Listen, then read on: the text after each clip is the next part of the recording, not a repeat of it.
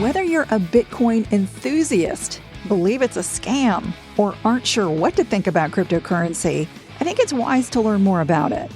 The idea of cryptocurrency has existed for about 40 years, but it became a reality in 2009 when the first Bitcoin was created.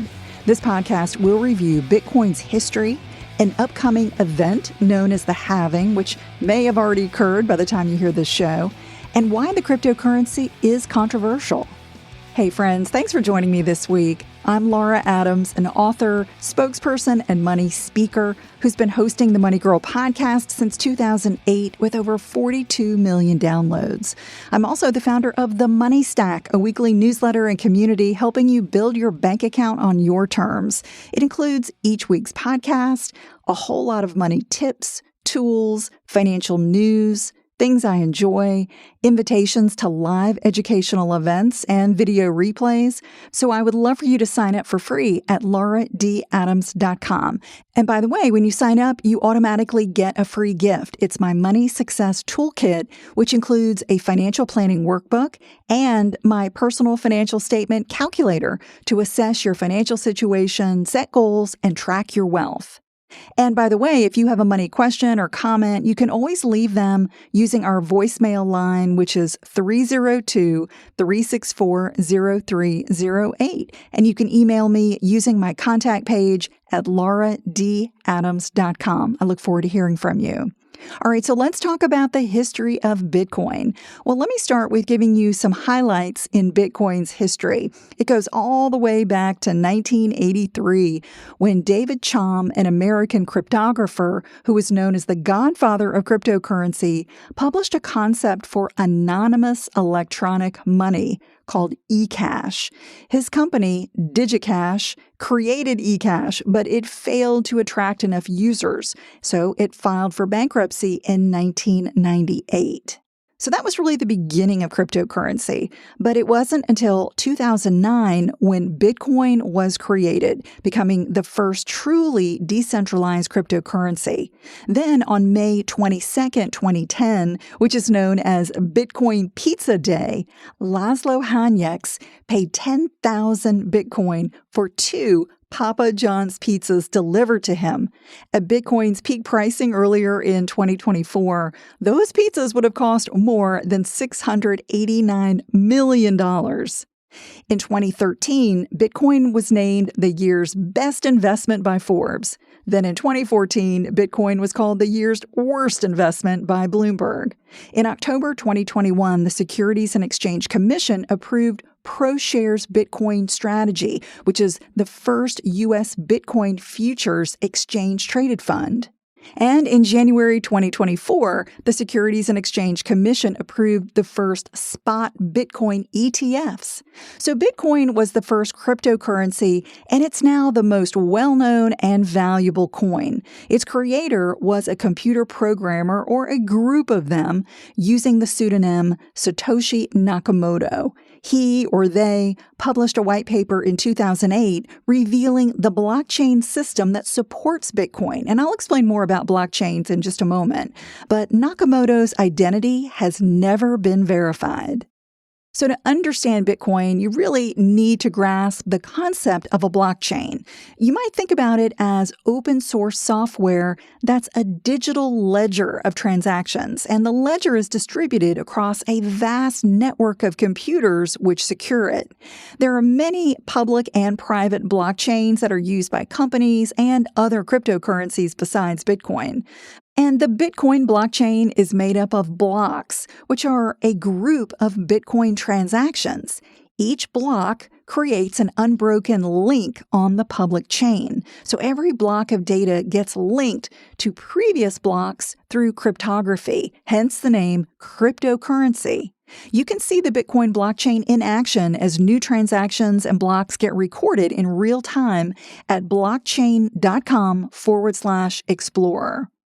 So after releasing the Bitcoin white paper, Satoshi Nakamoto summarized how Bitcoin would get created. And I'll explain who makes the coin in a moment. But Bitcoin has no central authority, no server, storage, or administrator. It is a distributed peer-to-peer network that exists to legitimize transactions on the Bitcoin blockchain. Nakamoto wrote that total circulation would be 21 million Bitcoins, with the amount created cut in half every 4 years. And that's known as the halving, which I'm going to explain in just a moment. It's also called the halvening, which is kind of a combination of having and happening. The 21 million cap and distribution schedule is part of the Bitcoin code, which experts say can never be increased. Bitcoin's schedule is 10.5 million coins created in the first 4 years, 5.25 million the next 4 years, 2.625 million the next 4, and so on, never to exceed a total of 21 million. So far, just over 19.7 million Bitcoins have been created, leaving just 1.3 million more to come. So the limited supply of Bitcoin differentiates it from other cryptocurrencies and also from state-issued currencies like the U.S. dollar. Our Federal Reserve can add or remove dollars from circulation as needed in response to economic conditions, potentially devaluing our currency. For better or worse, Bitcoin's supply and the creation schedule is permanent, and it's shared across its network. Changing it would require an unfathomable amount of agreement and coordination across a massive Bitcoin community. The 21 million cap makes Bitcoin scarce compared to regular currency and other cryptocurrencies, adding to its appeal for many investors, including me. I own a small amount of Bitcoin relative to my total portfolio, but I only recommend investing in Bitcoin or any cryptocurrency if you genuinely understand it and you can withstand the risks of losing some or all its value.